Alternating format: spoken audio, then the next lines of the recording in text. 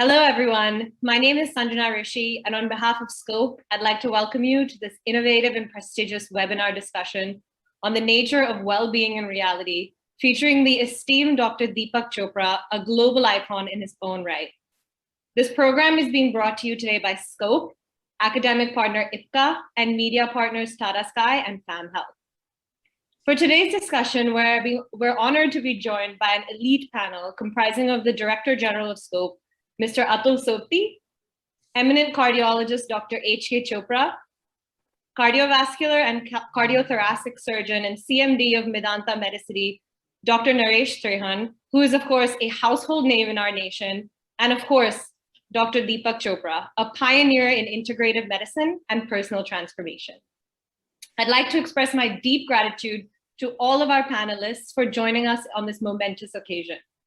I think we're all extremely excited for the discussion to get ahead. So without any further ado, I'd like to invite the Director General, Mr. Atul Sobti, to please deliver his welcome address. Thank you, Sanjana. Good evening, good morning, good afternoon, everyone, because we have today participants from across the globe. It's the greatest pleasure for me to welcome an esteemed panel of guests today and be part of this historic event. I call it a historic event, which is being organized by Scope, that presents a perfect amalgamation of spiritual transformation and physical well-being. I feel really overwhelmed today as I share the platform with the greatest medical icons of today, Dr. Deepak Chopra and Dr. Naresh Shrihan. Being one of the greatest speakers of our time, Dr. Deepak has changed many lives that he has touched. He has brought ray of hope to many people and has enlightened the world about the union of two most basic fundamentals of human life, science and spiritualism, which if achieved can do miracles. We are also truly honored to have with us Dr. Naresh Shrihan, the name in the field of cardiology. While of course, he has many accolades and achievements to his credit, but the greatest credit to his name, which I personally feel, is the positivity that he has brought to every human being, which we have seen, all of us seen during the COVID period also. The thread that runs common in both these icons, both these personalities, is the optimism that they have brought to each and everybody's life that they have even remotely touched, and that is needed today more than ever. Ladies and gentlemen, as the world undergoes continuous change, everyone strives towards leading a successful life. And this necessitates to unleash the unrealized potential in oneself to achieve and to be successful, to guide and enlighten us on the way forwards for achieving the success in the most simplistic and the uncomplicated manner. We have with us today Dr. Deepak Chopra. Once again, thank you, sir, for gracing with your esteemed presence. As I mentioned, we also have with us Dr. Naresh Shrihan to guide us on the importance of mental strength with that of physical well-being. Thank you, sir, for being with us today. We also have with us today Dr. H.K.Chopra, who is our chief advisor at Scope. And in fact, he has been the soul behind this event, and without whose commitment this wouldn't have been possible. Thank you, Dr. H.K. Ladies and gentlemen, this is by far one of the most prestigious events ever organized by Scope, and we are happy to associate with Tata Sky Famhealth and IPCA for the same. We look forward to one of the greatest enlightening sessions today, and I'm sure that with the kind of experience we have on board, the participants are going to benefit on multitude of aspects about life and health. Thank you very much. Thank you so much, Mr. Sobti, to both you and to Scope for hosting this amazing discussion on such a nascent but such an important topic. I'd like to now please request Dr. H.K. Chopra, who is a senior consultant cardiologist at Medanta Mulchand Heart Institute, to conduct the program ahead. Thank you, Sanjana. Dr. Deepak Chopra, our chief guest and keynote speaker of the day. Dr. Naresh Shrihan, our guest of honor, Mr. Atul Sobti, DG Scope. It's really a great pleasure and honor indeed for me to be here on the platform of Scope on a very special occasion. And the occasion is known to all of you, Dr. Deepak Chopra's Discourse on the Nature of Reality, Unleashing the Infinite Potentials for Well-Being. I had been told to introduce the topic. I think in front of Deepak, we don't know much, but for audience, I'll just give a few remarks about what this subject is all about. Ladies and gentlemen, we are all the expressions and connections of reality. Deepak is going to elaborate in details. A reality is what exists and what is truth. It is neither born nor dies, it's always there. Shankara said, Brahman is the absolute reality. It is consciousness, field of infinite potentialities, which is spaceless, timeless, dimensionless, ageless, omnipotent, omniscience, eternal, divine, limitless, here, there, and everywhere. We are all the holograms of this universe, and the universe is a hologram of ours. Reality is Yatha Pinde Tatha Brahmande, Tattvamasi, Aham Brahmasmi, Vasudev Kutumbakam. Reality is consciousness, including the higher levels of consciousness, which I am sure many of you might gone through Deepak Chopra's book, Meta Human. Cosmic consciousness, divine or unified consciousness. We are going to listen to the seer, sage, saint, and scientist all in one, Deepak Chopra, in next few minutes.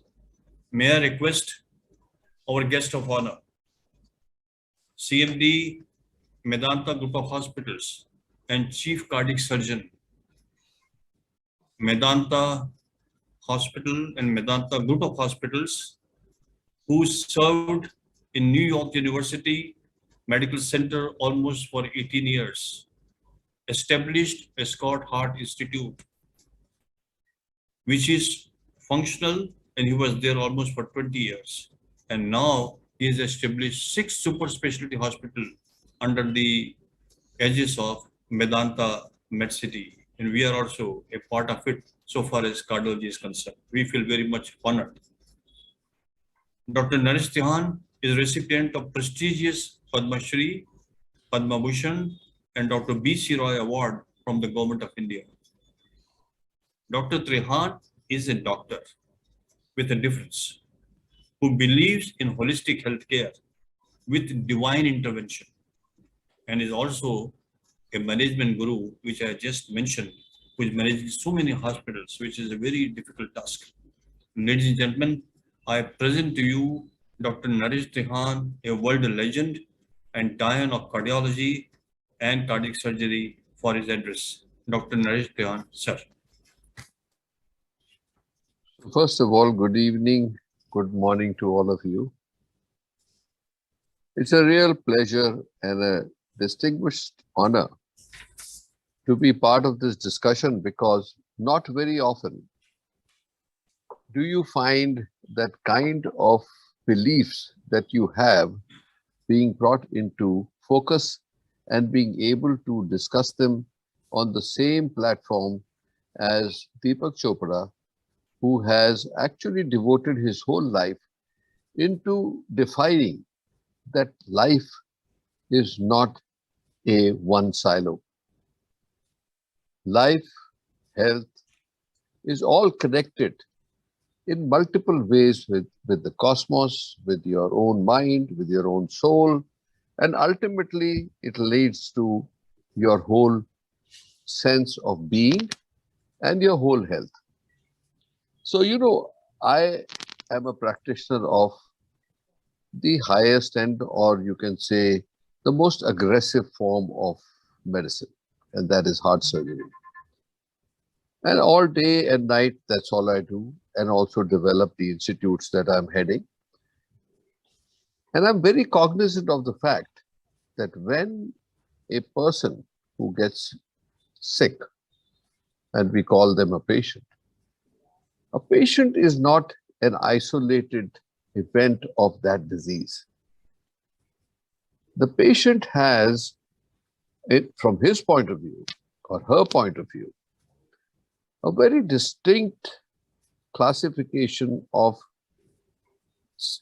stresses which are inclusive of, one, whether I will live or not live, whether I will get well and be able to be healthy again ever, what will happen to my family, what will happen to my finances, and what will happen to my environment as a head of a family. That's usually the men, and even women who are actually the most important participants in the life of a family. So if you recognize the fact that we as practitioners of medicine are, if we are working in isolation, not cognizant of the forces at play, and that might be that the undefined divine, the environment, and more importantly, the surrounding ecosystem that influences life, which we may or may not be cognizant of. So very early, when I came back to India from the US, after having practiced cardiac surgery to the degree that we do, even to a much higher level today than we did then, but it was very clear at that point that India had a lot to offer by way of its understanding of the interrelationship between the spiritual and the being. Because we don't recognize it in most places.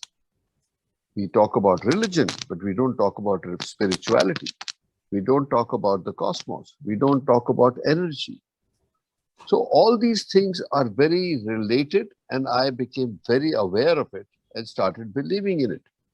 And the second thing that happened simultaneously was that we also recognized that there were ancient sciences, traditional medicine as practiced in India or in China or countries of that order, which had a lot to contribute in the ultimate health of an individual, may it be mental, may it be physical, may it be spiritual.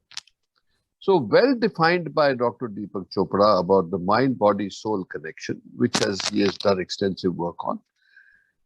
It only stands to reason that today in this complex world where there are so many forces actually interacting with life, if we look at disease in its isolation, we are actually missing the big picture. So I am an actual believer in the fact that we do not in isolation look at it. And I had the ultimate experiences about 3-4 years ago. And it was the 5,151 years of Gita. And the Gita Guru of India, he actually asked me to look at how Gita influences medicine, how Gita influences health. And then that's when I did a little bit of research. And then what the lessons that came clear from there was that one, when a person comes to you, unless you address the full baggage as I described earlier, you're not treating the patient, you're just giving him a balm, a medicine that you know you will either operate on them or give them a poison or radiate them with the most powerful beam that you can find. Those are the three main shastras or weapons of modern medicine. Whereas there are so many other contributions made by not only spirituality, which is the state of mind and how the body actually operates within itself, but also some of the traditional medicines which are tested over 5,000 years. They kept the world alive for 5,000 years, whether it be traditional Chinese medicine or whether it be Ayurveda. So unless we actually holistically look at the entire cosmos, the entire ecosystem, and bring it together for the benefit of humanity, we'll be missing the big picture. With that, I will just, I love to be able to hear what Deepak has to say tonight, because he is the person who lends to us what we are missing as practitioners of medicine on a daily basis. So over to you, HK, and I look forward to Deepak's actually discourse or communication or whatever you may call it. But I always enjoy it, and I'm sure I'm going to enjoy it tonight also. Thank you very much, Naresh, for your words of wisdom. Ladies and gentlemen, introducing Dr. Deepak Chopra is a real Herculean task for me. He is a world-renowned pioneer in integrative medicine and personal transformation from inside out. He is the founder of Chopra Foundation, a non-profit entity for research on well-being and humanitarianism. Chopra Global, a modern-day whole health company at the intersection of science and spirituality. We just heard from Naresh. He is a professor of medicine in UCLA, San Diego, USA, and a senior scientist with Gallup organization. Time magazine described Dr. Chopra as one of the top 100 heroes and icons of the century. We feel really proud. He is the author of over 90 books translated into over 43 languages, including numerous New York Times bestsellers. His 90th book, Meta-Human, Unleashing Your Infinite Potentials, unlocks the secrets to moving beyond our present limitations to access a field of infinite possibilities that is reality, and equilibrium is the well-being. His latest book, Total Meditation, will help everyone to achieve new dimensions of stress-free and joyful living. Dr. Chopra is a legend, luminary, and advocate of mind-body medicine. He is an Indian-American author, orator, a researcher of international repute, all in one. He is an epitome and apostle of elegance and generosity. I know him for the last 42 years and learned the art of mind-body medicine from him in the United States. And I had a privilege of working with his father, Dr. Colonel H.K. Chopra, who was an extraordinary cardiologist known to me in my lifetime, who was more like a father, taught me cardiology and ethical values for 27 years. Ladies and gentlemen, I present to you the teacher of teachers and the world father of mind-body medicine. Please join me to welcome Dr. Deepak Chopra for his keynote address. Dr. Deepak Chopra, sir. Thank you, Dr. H.K. Chopra, and it's a privilege to be with all of you. Naresh, great to see you again. We should converse more frequently. Mr. Sobti, thank you for hosting us. And Sanjana, welcome to the party. So I'd like to start off by saying that in the 70s, when Naresh was training in surgery and advanced cardiac surgery, I was a little bit behind him. I was in Boston training in internal medicine and then endocrinology and then neuroendocrinology, which, as you know, is the science of brain chemistry. In the 70s, we were looking at what we now call the molecules of emotion. So it was a very interesting time. There were two Nobel laureates, Rosalind Yalow was one of them, who was in the VA system in the United States. And they had basically gotten the Nobel Prize for a technique called radioimmunoassay. This was the beginning of a big revolution, which we now take for granted. So we were looking at molecules like serotonin, dopamine, oxytocin, opiates, GABA, gamma-aminobutyric acid, and other peptides that are made in the brain. Now there's a new one called anandamide, which I'll talk about in a few moments.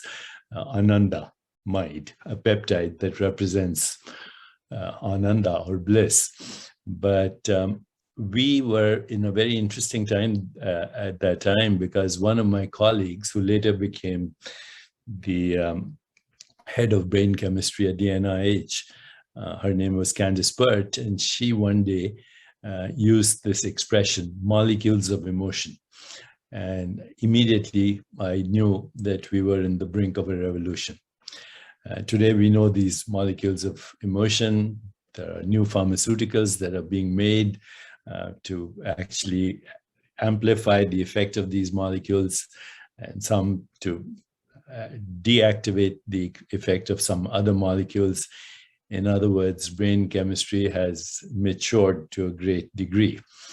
But for me at that time, this was also the understanding of the inseparability of what happens in our mind, in our conditioned mind, but even before that, in our awareness, and how that is translated into biological responses. So I want to take you through a very brief history of how this has evolved to the point where we are now questioning the fundamental nature of reality. So please, with that, may I show the first slide? And the first slide here coming up is, well, the next one. This is a recent issue of the New Scientist magazine. If you'll move to the next slide, please. Can you move to the next slide? Yeah. So this is a recent issue of the magazine, British magazine called New Scientist. It's a cover issue, and it says Your Thinking Body. And then there's a subtitle, Why Consciousness Isn't All in the Mind. The subtitle is misleading, but the title is very revealing, because what it's saying is your body is a network of intelligence with feedback loops, self-regulation. When we enter medical school, the first thing we are told, we learn is in our physiology class, two things, inflammation and homeostasis. And they're both self-regulating activities of the body. When homeostasis is disruptive, that's the beginning of disease. And when self-regulation is not interfered with, that's health and well-being. The other thing we learn in medical school immediately is something called inflammation. So inflammation is also a protective response. If you have injury, acute injury, if you didn't have inflammation, you would bleed to death. And every time you encountered a pneumococcus, you would get pneumonia, but the inflammatory response, when it is fine-tuned, is actually a protective response. And between homeostasis and inflammation is what we call self-regulation or healing. Healing ultimately is the return of the memory of wholeness. So with that, I'd like to introduce to you what over the years I've started calling the 7 pillars of well-being. May I have the next slide, please? And these are the 7 pillars of well-being. And before I even start to talk about them, let me share with you some very interesting insights that we've only had in the last 15 to 20 years. And these are very important because most people in the scientific world and even in the medical world don't know about these insights. So let me start with right there, what the major insight is in the last 20 years. And please pay attention to what I'm going to say because it's very important. And this is what I'm saying right now. Only 5% of disease-related gene mutations are fully penetrant. I'll repeat that. Only 5% of disease-related gene mutations are fully penetrant in that they guarantee the disease. These days, everybody knows what a mutation is. Every day we hear about, the Delta mutation and the this mutation and the that mutation as COVID-19 virus frequently goes mutations depending on weather patterns, population density, risk of disease, etc. A mutation is a genetic variant or an error. So, genes are made of 4 letters: adenine, guanine, cytosine, and thymine. These are the 4 alphabets of life. When I speak in English, we use 26 alphabets to communicate. Life communicates only through 4 letters, A, T, C, G. And the way you arrange them is what is called a gene. So think of the alphabet of life as ATCG, standing for those 4 chemical bases, and think of genes that translate the language of life into biological expression. Now, obviously, every time genes replicate, there's a possibility of a variant, a spelling mistake. Think of genes as the word that becomes the flesh, and ATCG as the alphabet. And so once in a while, there's a spelling mistake or a typo. It could be that one of the letters is upside down or is missing, or there are 2 letters instead of 1. In other words, as I said, a spelling mistake that translates into an abnormal protein or antigen that ultimately results in disease. What I'm saying right now is only 5% of these mutations guarantee disease. So if somebody has a BRCA gene, for example, for breast cancer, then that's a fully penetrant gene. And Angelina Jolie, the actress, is a well-known example of that, because she had the BRCA gene and she had a preventive mastectomy, and that's still the recommendation for fully penetrant genes as in cancer. But that applies to every disease, whether it's autoimmune illness or cancer or heart disease or cerebrovascular disease or any disease you can think of, even accelerated aging and the mistakes that occur with aging. Only 5%, Alzheimer's disease, only 5% of genes are predictive. The rest are modifiable through what we call epigenetic activity. Epi means above, and epigene, therefore above the genes, a sheath of proteins called histones, and DNA is wrapped around these, and every experience alters the expression of the genes. So it's not the genes, but the expression of the genes. And as I said, only 5% of those expressions are at the moment not preventable. Even as we speak now, there are organizations like CRISPR. I have a very good friend at CRISPR. He's Indian American of Indian origin, and he guarantees that in about 5 years or less, we'll have the ability to cut and paste genes in the same way that we do emails. So you'll be able to read the barcode of a gene, delete the offensive gene or gene that causes disease, and paste the healthy gene. Now that's huge revolution, and CRISPR is already approved for sickle cell anemia, and soon will be approved for other diseases. But the reason I mention this is it still affects only 5% of all illness. 95% is related to these daily activities. We every day, we sleep, we eat, we have sensory experience, we metabolize food, we eliminate, we think, we feel. And those activities actually govern what we call our biology through activation of genes or on-off switches on genes that are basically turned on and turned off through what we call experience. So we metabolize experience into our biological responses. And there's a phrase in the Ayurvedic literature, Science of Life, that if you want to know what your experiences were like in the past, without using esoteric terms like karma, although karma is now a household word, but if you want to know what your experiences were in the past, look at your body right now.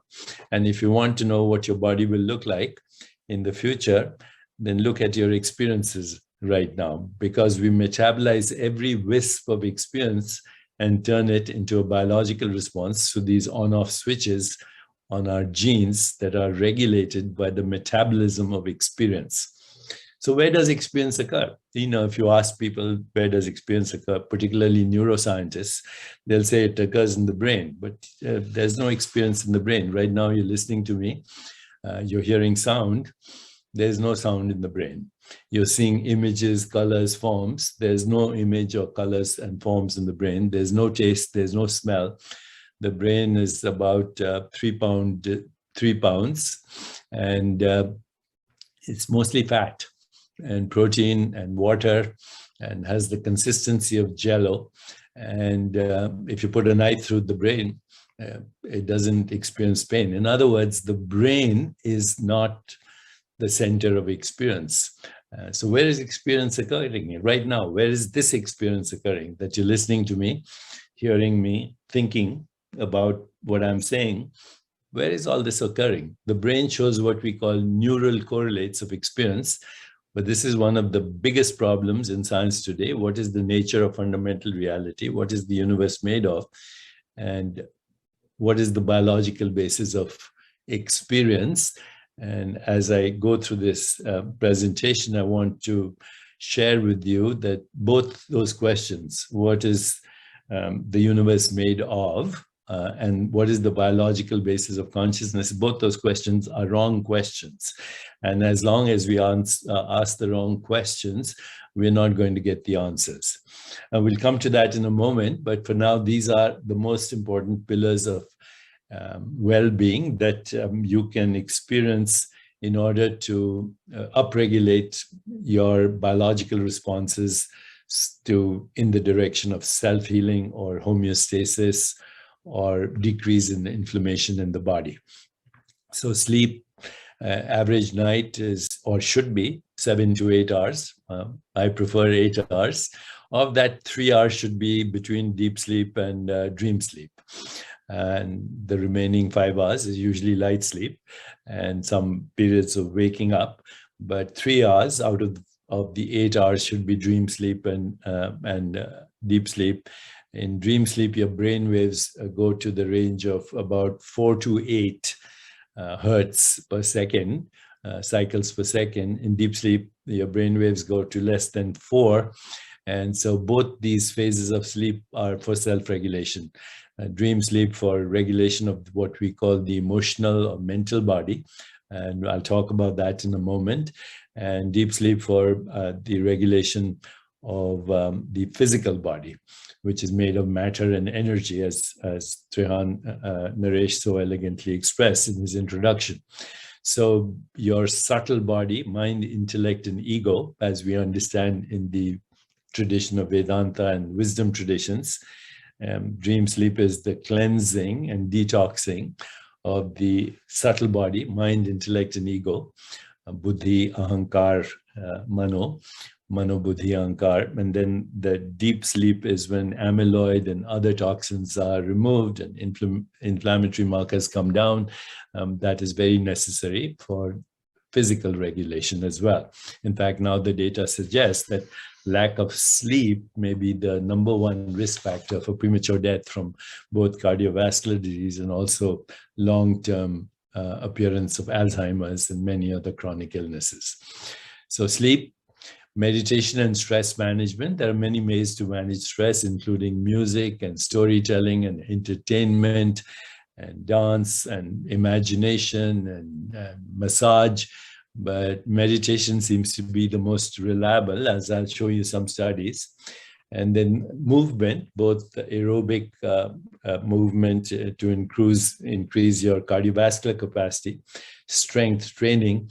But recently, a lot of very fascinating research on movement as in yoga or Tai Chi or Qigong or any of the martial arts, which stimulates the vagus nerve in the body, which counteracts the sympathetic overdrive that is creating all the havoc in the world. So even as we look at the COVID-19 pandemic, the people who are getting sick, mostly, if they were elderly, they already had a chronic disease and they had inflammation in the body, whether it's diabetes or heart disease or cancer or other autoimmune disease, but they had inflammation in the body that predisposed them to both morbidity and mortality from COVID-19. But even the younger people who were getting sick and dying were actually having what are called inflammatory storms. And inflammation, depression, stress, anxiety precede both acute and chronic illness in almost all the meta-analysis we've done so far. So during the COVID-19 pandemic, we had the opportunity to look at the indicators, the biological markers of what could predispose people to morbidity and mortality from COVID-19. And it was inflammation, depression, stress, anxiety. And this is all sympathetic overdrive, which creates increased levels of adrenaline, noradrenaline, cortisol, compromises the immune system, and creates inflammatory storms in the body. On the other hand, there's a nerve in our body, which is part of the sympathetic nervous system. It's called the vagus nerve, and all the physicians and health providers who are listening to this will recognize the vagus nerve is the 10th cranial nerve that moves from your midbrain and influences just about everything in your body. And the vagus nerve is the healing nerve and counteracts sympathetic overdrive. So the vagus nerve interacts with the oculomotor nerve, influencing your eye movements. And by looking at a person's facial expression, you can see whether their eyes are expressing fear or anxiety or joy. It also influences the facial nerve. We have about 57, we have 57 facial muscles that express over 100 different emotions. And the vagus nerve influences facial expressions, and then also microcirculation in the face. It influences the tone of voice. You can tell by listening to the tone of voice. If you have basic understanding of tone of voice in a particular person, the tone of voice can reveal their state of mind, whether they're anxious, frustrated, happy, sad, etc. Even if they have a hangover, you can tell by the tone of voice. And then vagus nerve influences what is called heart rate variability. If you're relaxed, your heart rate variability is increased. If you're stressed, it's rigid. It influences the depth of breath or breathing. It pierces the diaphragm, influences self-regulation in all the hollow organs of your body and even the solid organs of your body. And then it influences the microbiome in your gut, where 80% of the serotonin in your body is made in your gut by microorganisms, 99% of which are bacterial. So vagal tone is becoming very important. And as those of you who are familiar with yogic practices, yogasanas stimulate different branches of the vagus nerve. That's why we call them yogasana. Asana means seat of awareness. So does breath, so does chanting, so does singing, so does deep breathing, pranayama exercises, and so does dharana, which is focused awareness, dhyan, which is meditation, and pranayama, of course, hundreds of techniques that influence vagal tone. And you can selectively actually stimulate vagus branches of the vagus nerve. In fact, today's revolution is also in the area of digital therapeutics and electroceuticals. People are using vagal implants, using handheld devices to stimulate different branches of the vagus nerve, but you can do that with mind-body practices also.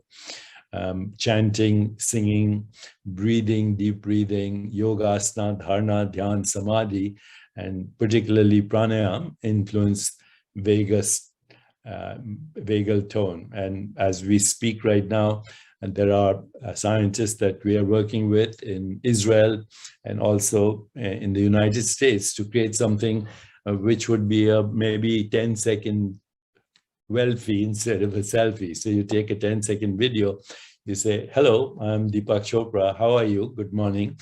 And that selfie can read facial micro expressions, eye movements, body language, gestures, correlated with just about everything in your body with new algorithms. And you soon have ways to bioregulate instead of just biofeedback. So a few months ago, I launched active meditation on Fitbit, which is a standard device for measuring exercise, mental states, etc. We had 1.3 billion media impressions because people saw for the first time that you could regulate through these devices everything in your body from sleep to body, internal organs, something that science is talking about called interoception, not perception, but interoception and visceroception, which is basically a modern term for pratyahara, withdrawal of the senses, and directing breath awareness and also attention and intention for self-regulation of the body, which has been known to the great sages and the yogis of India for thousands of years. But now we can actually see that there's no experience in consciousness that does not register as a biological correlate in the brain, and there's no experience in the brain that doesn't have a biological effect in the body.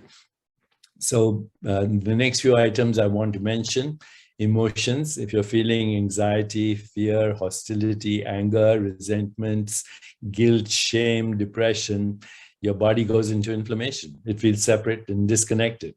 On the other hand, if you feel empathy, which means you feel what another person feels, you feel compassion, you have desire to alleviate the suffering of another person, and you embark on love in action, then your body starts to self-regulate. It moves in the other direction. So peace, joy, equanimity, love, compassion, these are, Naresh just mentioned the Bhagavad-Gita. In the Bhagavad-Gita, in 18 chapters, you learn all about Raj Yoga, Bhakti Yoga, Karma Yoga, and love in action is basically Karma Yoga. And love in action heals both the person who is performing the action and also the person experiencing the benefits of Karma Yoga. And there's a phenomenon that occurs in the brain called limbic resonance. The limbic brain, which is the emotional brain, which is only found in primates and mammals and humans, it starts to resonate at a certain frequency, and limbic resonance leads to limbic regulation and ultimately limbic revision. You actually change the neural networks of the brain in the direction of homeostasis and away from inflammation. I should say with total honesty that, as a practicing internist, when people asked me or told me they changed their diet, their rheumatoid arthritis disappeared, or their cardiovascular disease reversed, or their bronchial asthma went into a remission, or even a cancer suffered less morbidity, less mortality, less side effects, but even sometimes remission, because a person changed their diet. Now, in all honesty, I didn't believe my patients because I had no scientific basis on how nutrition could actually reverse disease. But now we know that you only have 5,000 human genes. Those are the genes that you inherited from your parents. And those are, in a way, the experiences, or if you want to call it karma, depending on how you interpret the metabolism of experience, that you inherited from your parents. 25,000 genes, which you can't change, but of course you can change their activity through epigenetics. But you also have 2 million to 20 million extra genes in your body, which is the second inoculation of genes, which we call the microbiome.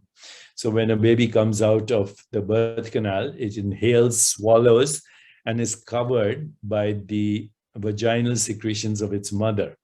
And this creates the second inoculation of genes in the lungs, in the gut, in the skin, just about every orifice in your body. And this is depending on where you live, 2 million to 20 million extra genes that you have.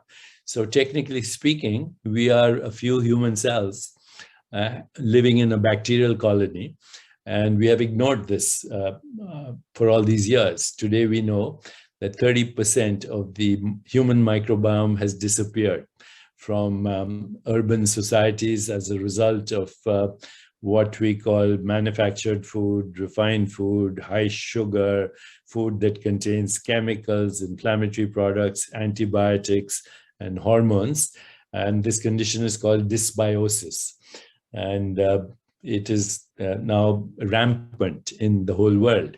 But if you go on a diet that has maximum diversity of plant-based foods, maximum diversity of plant-based foods, 7 colors of the rainbow, and as Ayurveda says, the 6 states of life, sweet, sour, salt, bitter, pungent, astringent, you can change 99% of the genetic activity in your body. We didn't know this before. And so this leads to all kinds of new interventions for the future, including upgrading the epigenetic activity of your human genes. And basically, you're changing the software of your body. And I'll address that because we now have a program through our foundation called the Longevity Experiment, where we can hope or aspire, even in the age of Kali Yuga, that people should live to about 100 without disease. If they understand that the body is not matter, not energy, not information, but a modified form of consciousness, then we have all the tools to reinvent the body and resurrect our souls. And I would invite everybody on this panel, particularly Naresh and H.K.Chopra and others, we can jointly share with you the longevity experiment to bring a new age of longevity, health span, and lifespan. It is necessary we do that and get rid of the idea that all disease is predictable, because as we move into the future of disease and health management, we'll see that the future of well-being is precise, it's personalized, it's predictable, it's a process. It requires your participation, but disease is reversible. A lot of disease is reversible, and this is something we didn't know before. So the 6th item over there is biological rhythms. Anybody who's had jet lag knows what a disruption of circadian rhythms is. But about 3-4 years ago, the Nobel Prize went to scientists who had discovered different biological clocks in our body, seasonal clocks, ultradian clocks, gravitational clocks, and so on. And, you know, for all people in the scientific world, this was a new discovery, but Ayurveda has talked about seasonal rhythms, lunar rhythms, daily rhythms, circadian rhythms, gravitational rhythms for thousands of years. And if you walk in nature, or you do something called forest bathing, or if you touch a tree, or if you walk barefoot on the ground or on the beach, you ground yourself, and restoring biological rhythms, circadian, actually influences all the other rhythms in the body. And this may be a very quick way to restore biological rhythms. Of course, technology always comes to the rescue. Right now, I'm sitting on a chair which has a cushion that is sending, basically is connected to the center of the earth. And this is a grounding device. And even as I'm sitting here talking to you, I'm regulating inflammation in the body by being connected to the earth. Now, you can do that, of course, if you're in a setting like where Naresh is right now in Rajasthan. If he takes his shoes off and goes for a walk outside, he'll be grounding himself and restoring homeostasis as well. The 7th item is something I want to leave for a moment and come back to, because no matter how healthy you are, in the end, there's always old age, not necessarily infirmity, but there's also death.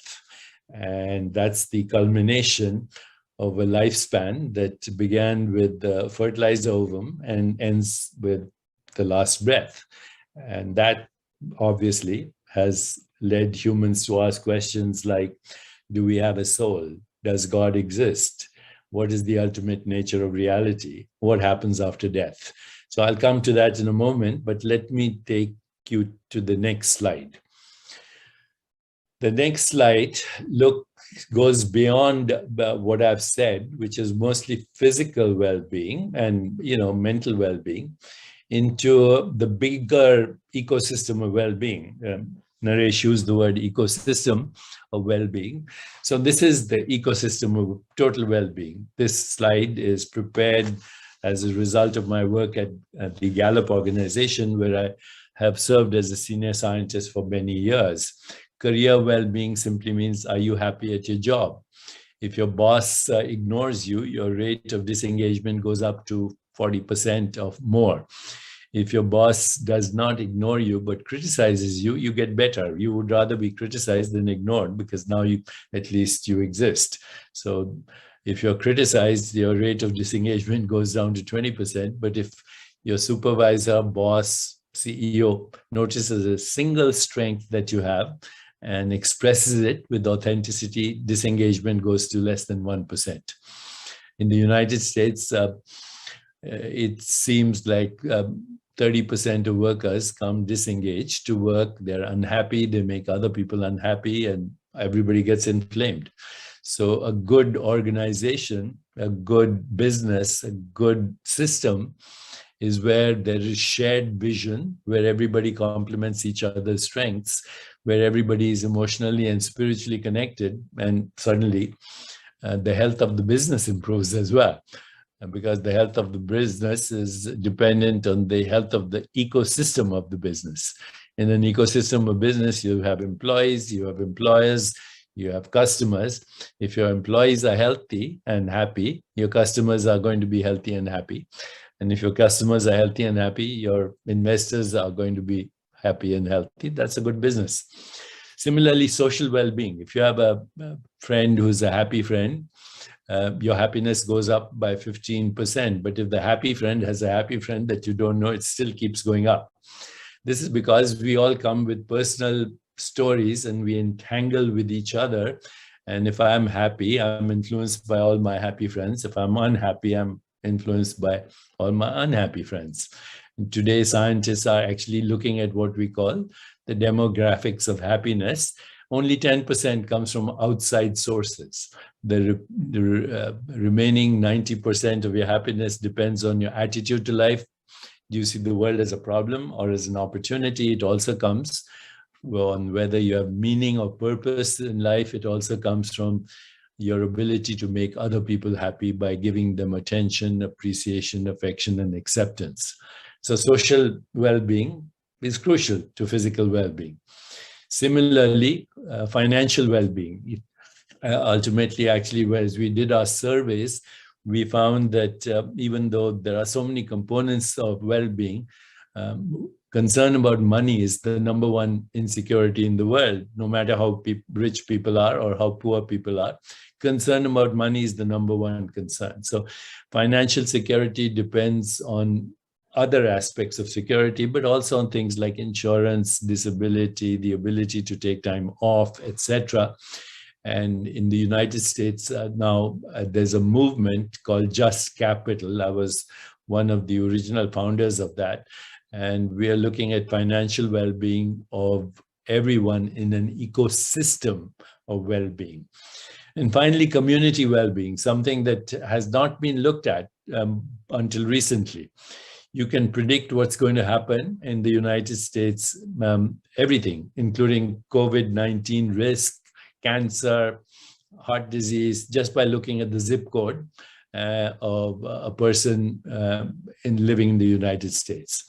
In many Middle East countries, you can see that well-being, community well-being is totally correlated with physical well-being and all other aspects of well-being. And something that we in India enjoyed in the past and still do when you have what we call organized events, a shared passion, some kind of volunteerism, the traditional ways of building a beautiful community. Sangha, which means community, Sangha, Satsang, people who are looking for an ideal way to live life. Sangha, Seva, service, and Simran, which is remembrance of our spiritual nature. In the Buddhist tradition, we say take refuge in the Buddha, which means higher consciousness, refuge in the Dharma, the higher cause, and refuge in the Sangha. So when we build these communities of well-being, they have influence on all aspects of our well-being. If you ask somebody one simple question, and that question is, on a scale of 1 to 10, how much energy do you have to do all the things you want to do in a given day? And if intuitively they think 8, 9, and 10, they're thriving. If intuitively they say 6, 7, they're struggling. And if their score is less than 5, just on that simple question, how much energy do you have? They're suffering and they probably have a chronic disease already. But the same question can be asked on the scale of 1 to 10 about career, about social well-being, about community well-being, and about financial well-being. And these are very predictive biomarkers, or you should say social markers, of what is going to happen in the future. So I mentioned earlier, the future of well-being is precise, it's personalized, it's predictable, it's preventable, and it's reversible. Next slide, please. Okay, I just want to show you a few slides on some of the work we are doing, the Chopra Foundation with UCSF, University of San Diego, Harvard Medical School, Mount Sinai. And this is a study that was done a few years ago. It was called Self-Directed Biological Transformation Initiative. And this was a one-week retreat of yoga, pranayam, meditation. And compared in that one-week retreat was also a control group of people on vacation. And we found that all the people who participated in the retreat, they had upgrading of gene activity for self-regulation or homeostasis, or what you would call healing. So all the genes that were responsible for self-regulation went up, some 17-fold. All the genes that were responsible for susceptibility to heart disease, inflammation, diabetes, etc., went down very significantly. So this was the first study of its kind showing that these practices I've been talking about have direct effect on our genetic activity. And this study, we did not look at the microbial gene expression, which would be the next frontier, because those genes also regulate our body, and diet is crucial to the regulation of those genes. Next slide, please. In our study, we also had Elizabeth Blackburn as a senior scientist. Elizabeth won the Nobel Prize in Medicine a few years ago for discovering the enzyme telomerase. Telomerase is the enzyme that regulates our biological age. And in this one study, the level of telomerase went up by 40%. And everybody was shocked. And now other people have replicated these studies. So we now know that we can even change our biological clock by how we experience time, how we experience our body, what is the meaning that we give to our bodily sensations, perceptions, images, feelings, and thoughts. Next slide, please. So if I can see the next slide. Okay, so I'm now going to skip these slides because a lot of them are duplicates, and other people have replicated these studies. So please move on to the next slide. Basically, all these practices change gene expression. Next, please.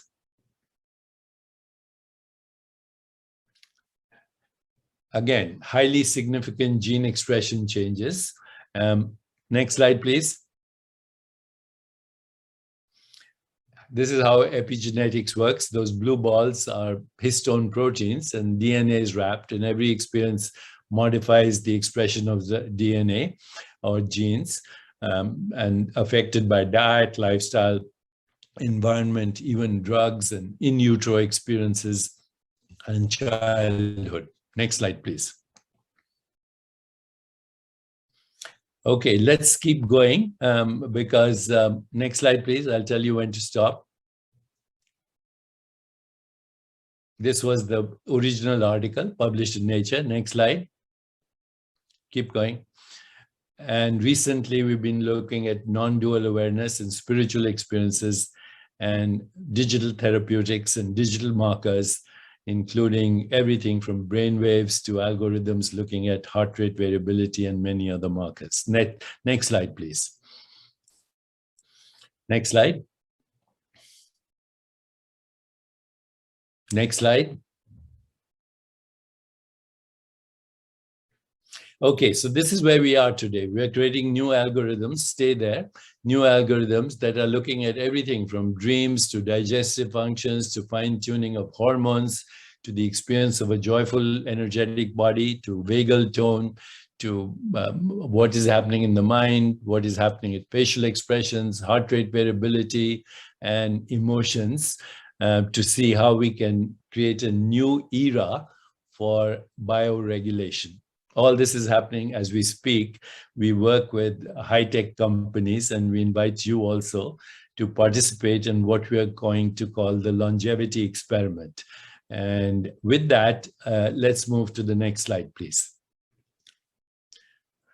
All this is the algorithms that we are preparing at the moment. So stay tuned for more information on the correlation of yogic practices with emotional social intelligence, interoception, pratyahara, lightness of being, and samadhi. Next slide, please.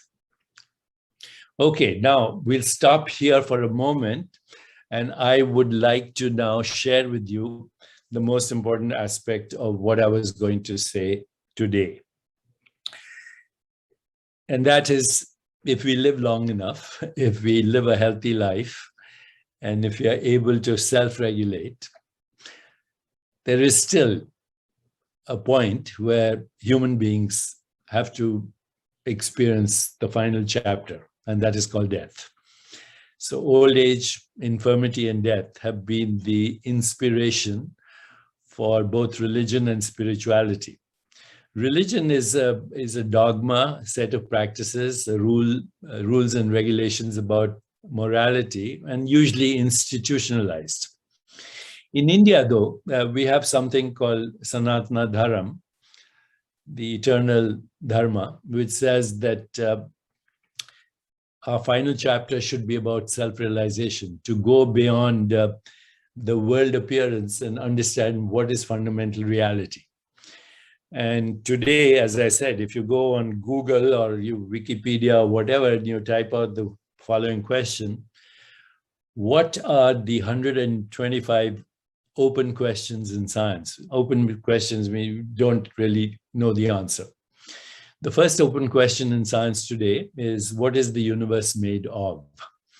So why is that an open question? It's an open question because 70% of the universe is a mysterious entity called dark energy. And it's not this energy that Einstein spoke about. It's a mysterious anti-gravity energy that is moving the space between galaxies faster than the speed of light. So even though the universe began as a dot, it now extends 47 billion light years away from where we are because of this dark energy, or cosmological constant, as it was called by Einstein. That leaves 30% of the universe, which is remaining. Of that, about 27% is something called dark matter. And dark matter is so called because it's invisible. You can't see it. Why is it called matter? Well, because it has the same effect, gravitational effect, as atomic matter. But this matter, dark matter, is not atomic. It's invisible. It doesn't interact with light, and we are beings of light. Now, please go back to that slide. Just keep it there for now. So dark matter is non-atomic. It's called matter because it curves space-time in the same way as regular matter and is responsible for most of the gravity in the universe. Whatever it is, we probably will never know it because it's not atomic. There are many experiments going on in the world right now to elucidate the nature of dark matter. But if it's not atomic, we have no interaction with it. So only 3% of the universe is atomic, of which 99.999% is invisible interstellar dust.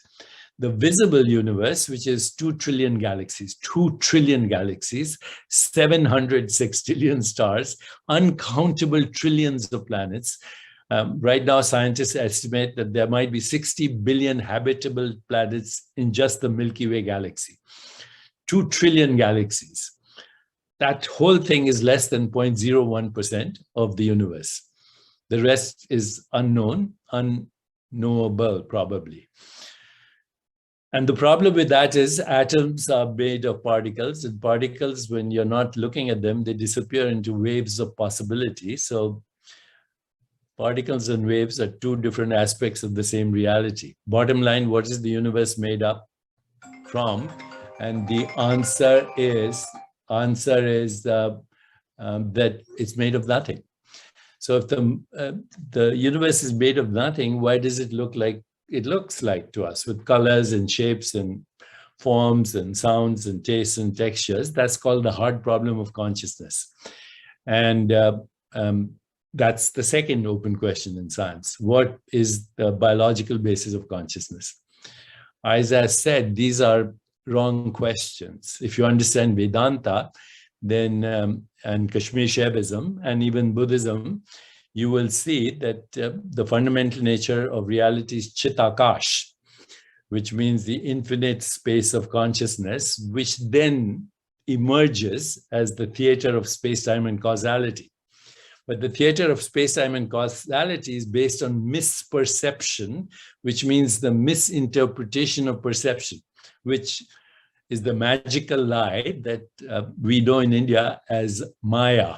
Maya is the trickster, the veil of ignorance that gives us the appearance of the physical world, even though the physical world is made of nothing.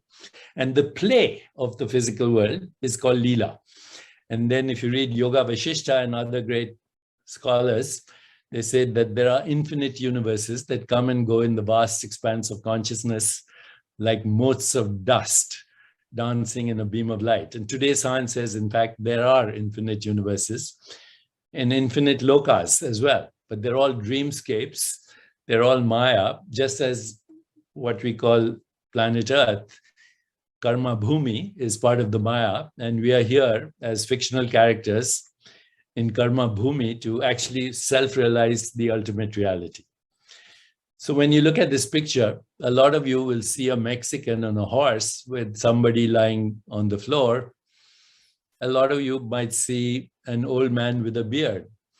And actually, it's neither. It's a bunch of colors, which are qualities of awareness that when we give meaning to them, they become a perception of what we call reality. This is how we are conceiving and creating the world all the time, by giving meaning to raw experience of what is called qualia. Qualia is qualities of experience: hardness, softness, colors, shapes, forms, fragrances, odors, and of course the mind, the five senses, and the conditioned mind, which gives meaning and purpose to existence, creating the veil of Maya and the play of Leela.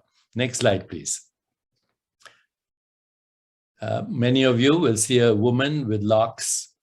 Many of you will see two horses with a backdrop of mountain, sky, and clouds. It, in fact, is just a quality of experience. When you give meaning to it, it becomes something. This is how we give meaning to our body. There's no such thing as a body. It's basically made of Chitakash. And when you understand that the body is made of consciousness, and matter, energy, information are human constructs for modes of experience and knowing in consciousness, then it becomes very clear. Jivatma is projecting as the karmic body, Karma Bhumi, and behind the Jivatma is Atman, Brahman. And when we say Aham Brahmasmi, that's actually the fact of liberation, that we are in fact the universe that conceives, constructs, governs, and becomes the experience of existence, the human existence. Other species have their own universes based on narrow bandwidths of perceptual activity, based on their measuring apparatus. The body is a sensor. The five senses are basically five senses, and the mind is what gives meaning to experiences, and this is how we construct the human universe. Next slide, please. So if you want, now you can stare at this figure, the 4 dots or 5 dots in the middle without blinking. Please stare at the 4 or 5 dots without blinking. And then look at the white space outside the black. And you might see Jesus or Moses or a great Rishi or Ram or whoever else that you want to project. Next slide, please. Similarly, look at this girl's nose and stare at those dots, the 3 colored dots, for about a few seconds without blinking. And then look up at the ceiling or any white surface and you might see the real girl. Finally, let's look at the next slide. The picture of the face that you see here, there is no face. this is a wonderful painting. And if you look carefully, the face that appears is not in the picture. So I'd like to conclude by saying that if you can see it, touch it, taste it, smell it, think about it, conceptualize it, imagine it, it's not real. The only thing that's real is you, the formless being that curves back within itself and creates again and again. Naresh mentioned Bhagavad-Gita. Prakratim swam vashtbhai vishrajami puna puna. Curving back within myself, I create again and again. Elsewhere, Lord Krishna says, I am the knower of the field and I'm the field. Kurukshetra is the field of consciousness. And Krishna is the knower of the field that knows itself as both the subject and object of all experience. Once we get to that knowingness, then we are liberated from suffering. The Vedanta says we suffer for 5 reasons. Human beings suffer for 5 reasons, the 5 kleshas: not knowing who they are, not knowing the fundamental nature of existence or reality, clinging and grasping at experiences that are ephemeral and transient and impermanent, recoiling from the same experiences, identifying with your ego instead of yourself. We have sacrificed ourselves for our selfie, and the fear of death. And these are called the 5 kleshas. Similarly, the Buddhist tradition tells us there is suffering and there are reasons for suffering and there's liberation from suffering. And the ultimate release from all suffering is know who you are. Who you are. You are the field of consciousness and you're the knower of field. And Kurukshetra is both our light side and our dark side. And the human challenge is to transcend both the dark and the good and find liberation in that which is unimaginable, non-conceptualizable, infinite and formless, but without which there would be no experience, no Maya and no Leela. So the great Indian poet Tagore once said, in this playhouse of infinite forms, I caught sight of the formless, and so my life is blessed. So all the techniques that we have been taught through the wisdom tradition, starting from yama, niyama, to yogasana, to pranayam, to pratyahara, to dharana, to dhyan, to samadhi, are the way of liberation. Thank you very much. I'm happy to explore anything further if you want. But it was a great privilege to be with all of you.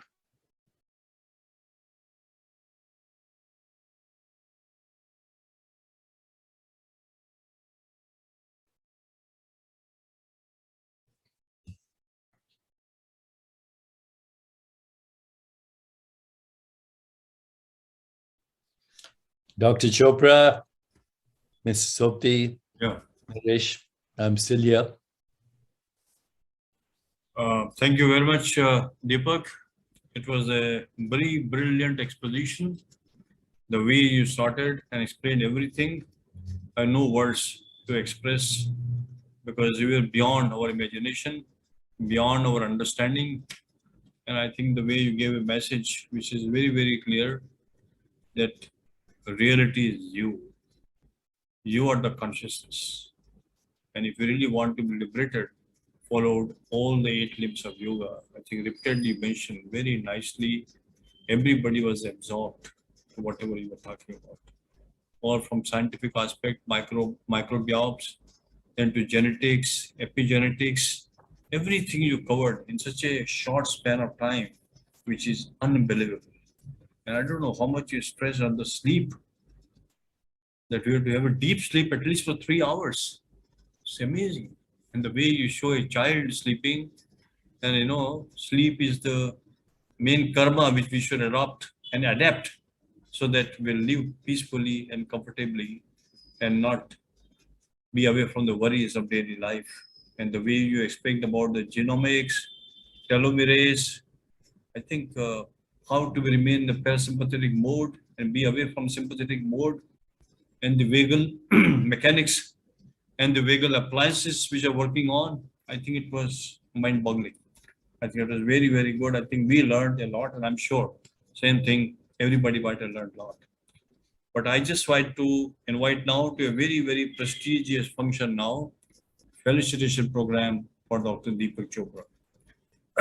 On behalf of Scope, may I request Mr. Atul Sobti, Dr. Naresh Shrihan, I think his connection, there was a problem, if he's there, to please join me for this unique felicitation program to bestow upon the most prestigious and historic honor by Scope to none other than our own chief guest and keynote speaker, Dr. Deepak Chopra, with a very important award, Jnana Jyoti Award, who is the ocean of knowledge. As his name is Deepak, so we thought we can't provide Deepak, but we can provide Jyoti. So that's how we thought this name, and Atul was really involved with me to decide what kind of award. We cannot offer him anything. So we thought this is just a humble way of expression, a Gyan Jyoti Award. As a world icon of century in the mind-body medicine for integrating science and spirituality on the occasion of a discourse on the nature of reality by none other than Dr. Deepak Chopra. May I request now Mr. Atul Sobti, the DG of Scope, to kindly confer this prestigious award and say a few words. Mr. Sobti, sir. Thank you, Dr. H.K. Gyan Jyoti, as you mentioned, as the name also suggests, is for a possessor of knowledge who spreads its lights to all. Who better than Dr. Deepak Chopra, who has not only attained the knowledge of a healthy life, but is in continuous service of making life better for each one of us through his discourse and guidance. And I'm sure all of us have benefited a lot. We hope the light of wisdom continues as the world becomes a better place under your umbrella of enlightenment. With this, ladies and gentlemen, it is Scope's greatest honor and privilege to confer Gyan Jyoti Award on Dr. Deepak Chopra.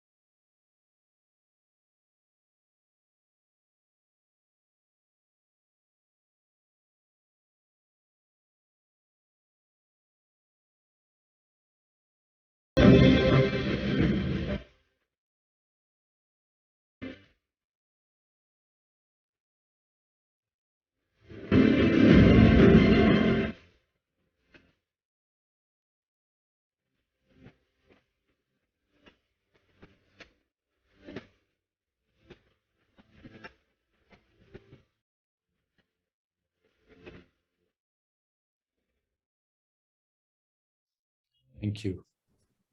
Thank you. It's a privilege. Thank you very much, Mr. Sobti. I think it was a real discourse for each and every one of us. The way Deepak explained about the definition of well-being, total health, including the physical body, the subtle body, the causal body, and he mentioned Candaspert. I think he started with Candaspert, emotional molecules. I think it was a fantastic. And the way he described the various chemicals like happy chemicals or jittery molecules and microbiomes, I think it was a fantastic confirmation, which liberates 80% of serotonins in the gut, which was really amazing. And I think we need to practice meditation. That's a very important message. And meditation is the real answer to realize this self-realization. And I think all the 8 limbs of yoga, yama, niyama, asana, pranayam, pratyahara, dharana, dhyana, and samadhi, very well expressed by Deepak. Dr. Naresh Shrihan also, I think he mentioned total health, and he also feels the divinity is the need of the hour in our intervention. Though he mentioned that he is a very aggressive, critical care, healthcare provider, but he believes that ancient wisdom and modern science have to amalgamate. A time has come for amalgamation. I think that's a very nice expression he gave of 5,151 years of Gita. Very nicely expressed by him. Healing touch is the need of the heart. He said that doctor has to be a healer. And here is a global healer who is with us. We feel very fortunate. Ladies and gentlemen, to propose a formal vote of thanks. Sanjana, you have to say some words? I think that was, such an amazing discussion. We hope you enjoyed the ceremony for everyone that's watching. I know it meant a lot to all of us, especially as hosts, to be able to honor Dr. Chopra, especially after this really enlightening and holistic discussion on not just health and well-being, but really the experience of living life from start to finish. At this time, I would like to propose a formal vote of thanks. We're deeply grateful to Dr. Deepak Chopra and Dr. Trehan for giving us their time and commitment. So yeah, let's move forward with the vote of thanks. Thank you.